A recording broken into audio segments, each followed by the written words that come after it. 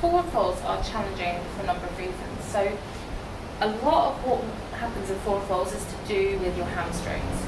Many of us have short hamstrings, tight hamstrings. Many of us have hip flexors that just don't want to play ball. And many of us, when we fold forwards either too much with the chest or too much with the back. So we need to find a happy medium. So the key thing firstly is that when we fold forward, we don't want to be doing it like this because we immediately get locked and stuck. What we want to do is think about folding forwards from the pelvis. So we'll keep a slight bend in the knees and then tilting forwards from the pelvis, we fold like this. You notice if you fold forwards from the shoulders, you won't get so far. You'll get stuck quicker. But if I fold forwards from here, I'm immediately lower. We also call this the swan dive, where people will go forward too much with the chest, and again, you're sort of sticking yourself halfway. To do this takes time. It's a very learned thing to do this, especially since we spend all day typing, obviously. But when we're coming into these forward folds, it's also important to remember that we've all got different bodies. Some of us have large chests, some of us have small chests, some of us have big bellies and some of us don't. So those things come into play as well. So when we fold forwards, we want to think about what happens here. So we might want to move it out the way. We might not. We might be fine with that. But especially if we've got a larger belly, it might be something that we just want to get comfortable with and think about being able to use to help us with our practice.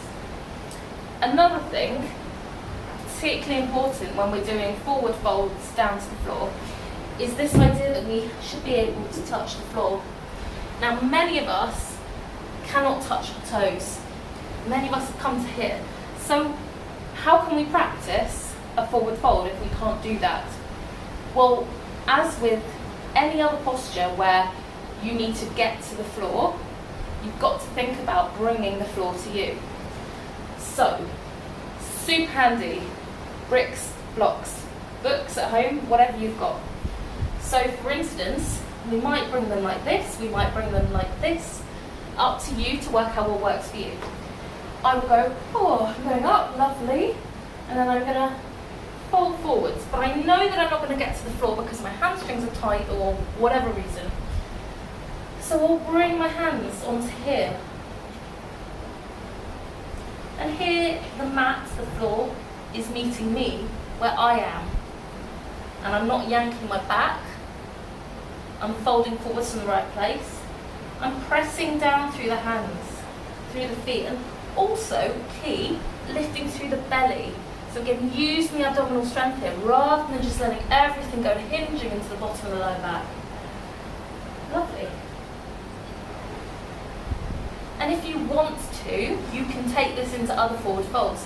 So for instance, in a posture such as Padmasana, which is a forward fold where we first take the hands onto the toes and then under the feet. Under the feet for me is really challenging. I can do it, but only on certain practices. So what I choose to do most of the time is bring the backs of my hands onto there. So this is exactly the same as what I would be doing if my hand was under my foot here. But that is pulling heavy at my upper back. I press down, and even this will be challenging, I know, because it's onto the back of the hand and it's not a place we're used to pressing through. And when we've got a chest in the way as well, letting the head go isn't always a good thing because it can compress us further. So perhaps what we would want to think about is lengthening through the neck. So rather than very good go, we lengthen, we lift through the belly, we press down through the feet and the hands. And to come out, we bend, we release and come up.